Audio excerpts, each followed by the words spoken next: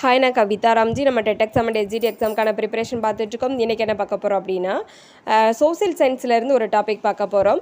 தமிழ் ஃபுல்லாகவே முடிச்சிட்டோம். First ஸ்டாண்டர்ட்லேருந்து 10th standard வரை வந்து ஃபுல் டாபிக் வந்து எல்லாமே முடிச்சிட்டோம்.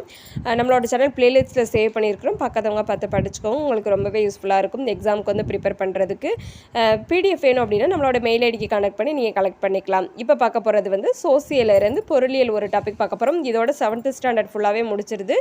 சோசியல் அப்படின்னு எடுத்தோம்னா 4 பிரிவாக பிரிச்சிருப்பாங்க. வரலாறு, புவியியல், குடிமையியல், பொருளியல் அப்படின்னு 4 பிரிவுகள் வரும் இல்லையா? அது ஃபுல்லாகவே 6th ஃபுல்லாக முடிச்சிட்டோம், 7th ஃபுல்லாக முடிச்சிட்டோம். அடுத்து வந்து 8th ஸ்டாண்டர்ட் வரலாறுலேருந்து நம்ம நெக்ஸ்ட் டாபிக் வந்து ஸ்டார்ட் பண்ணுவோம். சைடு பை சைடாக நம்ம என்ன செய்கிறோம் அப்படின்னா சயின்ஸ் டாப்பிக்குமே பார்த்துக்கிட்டு இருக்கோம். அதுக்கான இதுவுமே நம்மளோட சேனல் ப்ளேலிஸ்ட்டில் சேவ் பண்ணியிருக்கோம். அதையும் பார்த்து படிச்சுக்கோங்க.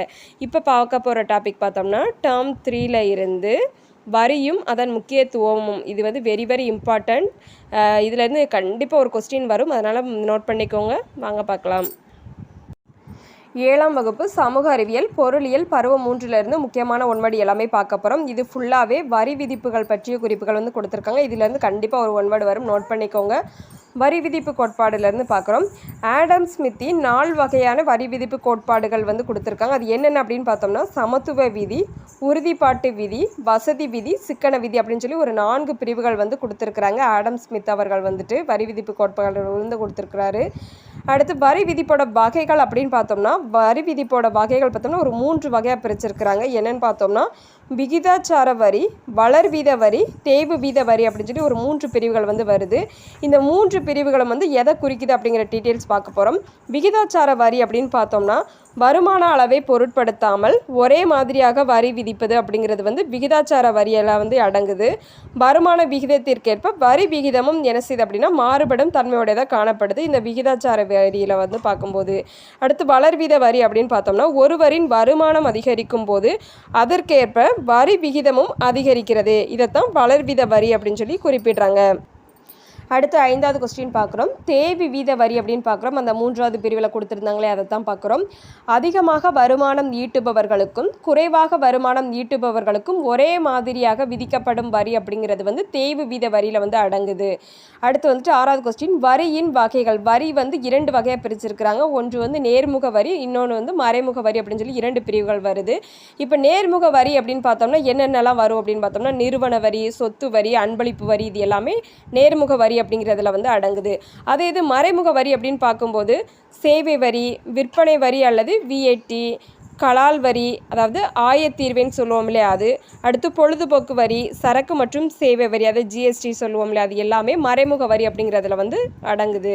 அடுத்து 9வது கொஸ்டின் சரக்கு மற்றும் சேவை வரி ஜிஎஸ்டி இருக்கு இல்லையா, அதுலேயே வந்து 2 பிரிவுகள் வருது. அதுக்குள்ளே என்னென்ன சப்பிரிவுகள் வருது அப்படிங்கிற டீட்டெயில்ஸ் பார்க்கலாம். சரக்கு மற்றும் சேவை அதாவது ஜிஎஸ்டி வரியோட வகைகள் பார்க்குறோம். இதை வந்து 2 வகையாக பிரிச்சிருக்கிறாங்க. உள் மாநில பொருள் மற்றும் சேவை வரி மற்றும் மாநிலங்களுக்கு இடையேயான சரக்கு மற்றும் சேவை வரி அப்படின்னு சொல்லி 2 வகையாக பிரிச்சிருக்கிறாங்க. மாநிலங்களுக்கு உள்ளே நடக்கிறது மற்றும் மாநிலங்களுக்கு இடையே சரக்கு மற்றும் சேவை வரி பற்றி குறிப்புகள் கொடுத்துருக்காங்க.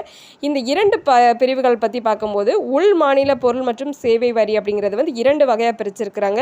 ஒன்று பார்த்தோம்னா மாநில சரக்கு மற்றும் சேவை வரி, இன்னொன்று பார்த்தோம்னா மத்திய சரக்கு மற்றும் சேவை வரியை வந்து குறிப்பிடுது இந்த உள் மாநிலங்களுக்குள் பார்க்கும்போது. அடுத்து மாநிலங்களுக்கு இடையான சரக்கு மற்றும் சேவை வரின்னு பார்த்தோம்னா ஒருங்கிணைந்த சரக்கு மற்றும் சேவை வரி அப்படின்னு சொல்லி ஒரு பிரிவு வந்து கொடுத்துருக்குறாங்க. இதை நோட் பண்ணிக்கோங்க, முக்கியமானது. அடுத்து 10வது கொஸ்டின். மத்திய வருமான சட்டம் 1963 கீழ் நேர்முக வரிகளுக்கான மத்திய வருவாய் வாரியம் என்னும் பெயரில் தனி வாரியம் சிபிடிடி ஒன்று நிறுவப்பட்டுள்ளது. நோட் பண்ணிக்கோங்க, இயர் என்ன இது அப்படிங்கிறத நோட் பண்ணிக்கோங்க.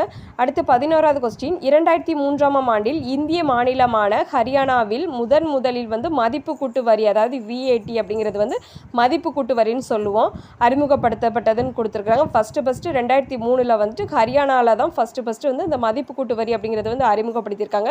அதுக்கடுத்து 24 மாநிலங்கள் வந்து கிட்டத்தட்ட நிறைய மாநிலங்கள் வரும். 24 மாநிலங்களுக்கு வந்து 2005 வந்து இந்த மதிப்பு கூட்டு வரி அப்படிங்கிறது வந்துட்டு கொண்டு வந்திருப்பாங்க அப்படின்னு சொல்லி கொடுத்துருப்பாங்க.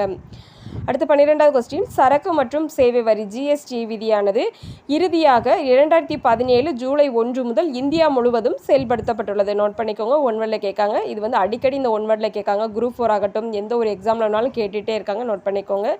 அடுத்து 13வது கொஸ்டின்.